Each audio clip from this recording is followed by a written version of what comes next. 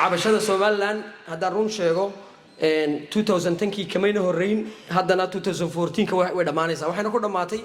madaxweyne Seelici bay la socotay ku xigeenka madaxweyne ku xigeen Seelici bay la socotay isagana la dhamaanaysaa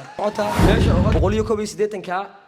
in yaro malaha 10% marka laga reebo maalinta kala kulmiye sanadkan oo codeynaysa taa ku bashaaraysta nin kasto xil gudan waayay meesha uu dhaafiyay nimanka isbedelka ka sheekeynaya inta badan waxay ka hadlaan waxbaan qabanaynaa waxa jira niman badan oo qirtay oo si publicly u qirtay xoolaha dadweynaha inay loonsadeen reer Soomaaliland waxaan la helay kaga toobad 890 ka kun ee halka bariga barco waad iska haysan kartaa dad u baahato wax dhiba kuma jirto ana inta marka boqolkiiba 94 ballanqaadkii xukuumadda kulmiye way dhamaystirtay wayna fulisay boqolkiiba 6 baa u fuli waayay oo number aad u yar marka assalaamu alaykum wa rahmatullahi wa barakatuh dhamaan waan islaamaya shacabweynaha Soomaaliland ee soo qayb galay muxuu ahaa kulankeenan aad ka barakaysan dhamaantii waan islaamaya bacda salaam waxaan rabaa inaan muxuu ahaa nila wadaago fariin ka timiday muxuu ahaa dhammaan bulshada reer Somaliland muxuu ahaa degan muxuu ahaa gobolka Minnesota oo tilmaamaysa in macnaha wax qabadka xisbigeena kulmiye iyo wuxuu wadanka u qabtay in aan lamaan aan nila wadaago inta badan dadku waxay sheegaan wax qabadka xisbiga iyo markii ka hadlayaan arrimaha waxyaabo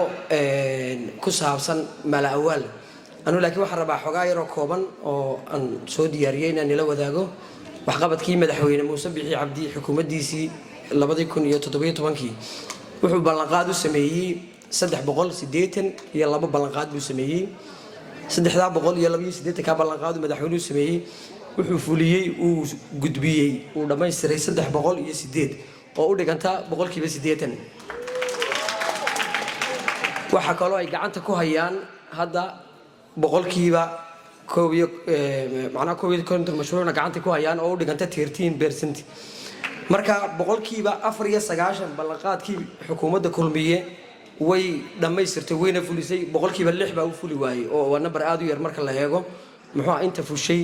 oo muxuu u qabsatay xukuumadda madaxweynaha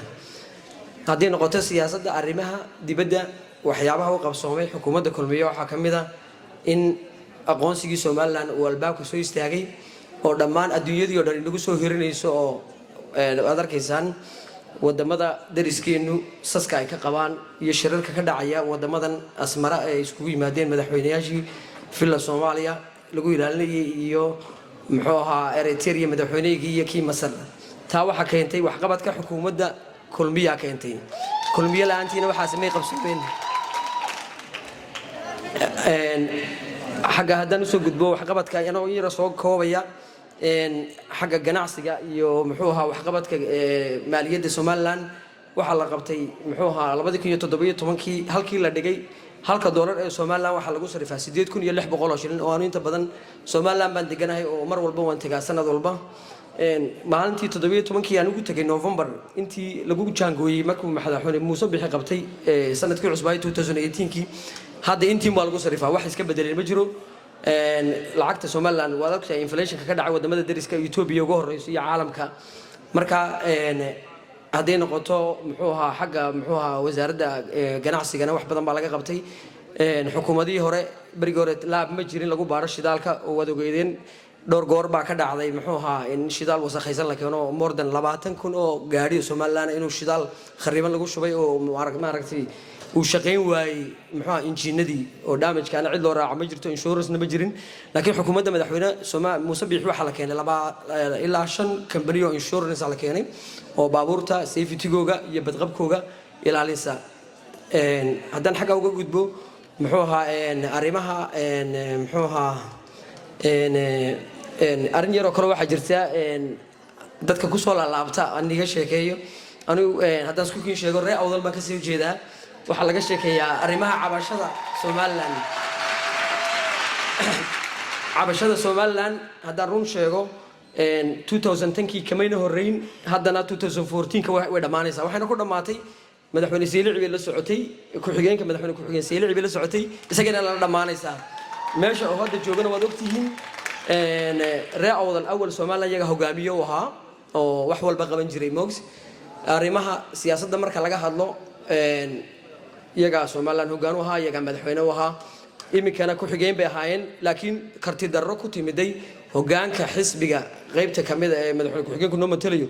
oo booskiisii ka soo bixi waayay ayaa keentay waxa in la sheego marka hadda wixii ka dambeeyay way dhamaatay arrinkaasi taana ku bishaaraysta oo madaxweyne Saajin baa jooga hadda haddaan u soo gudbo arrimaha siyaasadda iyo ku saabsan xagga waxqabadka maaliyadda madaxweyne Muuse Bixi wax fara badan wuxuu ka qabtay waxa kamid ahaa nin kastoo xil gudan waayay meesha uu dhaafiyay nimanka nimka isbedelka ka sheekeynaya inta badan waxay ka hadlaan waxbaan qabanaynaa waxa jira niman badan oo qirtay oo si publicly u qirtay xoolaha dadweynaha inay loonsadeen reer Soomaaliland meel ay kaga toobad keeneen ma jirto oo ay yiraahdeen xoolihii ummaddu waatan ila qofku markuu toobad keenay waxa uu shardiyo qofku inuu niyadda ikhlaasiyo an turadu al-amaanaat ila ahliha buu sheekhu markii dhawadu quraanka noo akhriyay aayadda macnaheedu waxa weeye xoolihii ummadda aad ka qaatiin soo celiso weeyaan oo dadkii u soo celiso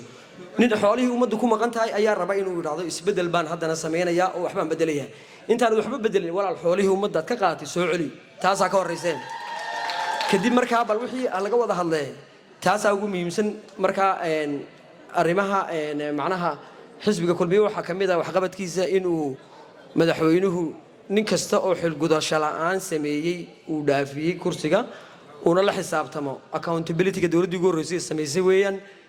dadka la xisaabtantay ninkii wax qabsan waayay ee shaqaysan waayna banaanka dhigtay marka aad iyo aad baan taa ugu hambalyeynaya gobolka awdal waxa yaala saad ogtihiin 181 kun oo cod baa yaala